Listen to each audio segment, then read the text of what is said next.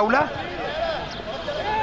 بالامس نبارك لفريق بني عبيد اولاد العم، فازوا امبارح في كاس مصر في الدور التمهيدي الثالث، وتسديده حلوه وجوه الجول وجوه الجول، والهدف الاول هدف الافتتاح محمد شريف. لا تعرف هذا الكلام.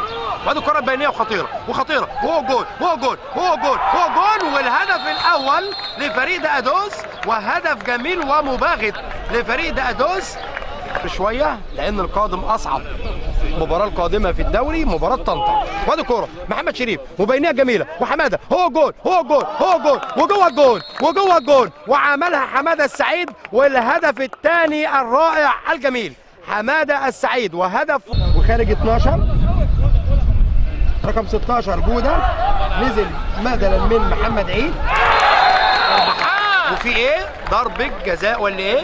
ضربه جزاء، ضربه جزاء.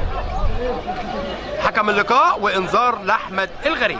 حافظ بقول لحضراتكم اللعيب المهاري اللي فيهم عبد الحافظ.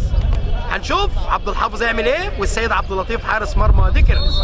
هل يا ترى عبد الحافظ وداخل على الكوره عبد الحافظ ويصدها من اليمين مصطفى علي بيلعب العرضيه، انما احمد الغريب بيطلع على طول وبتوصل وهوبا،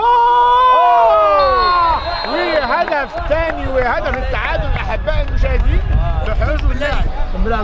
بيلعب على طول وبيتعدى على طول، انما بيطلع دفاع لسه واحده بقى وبيشوط وبيخبط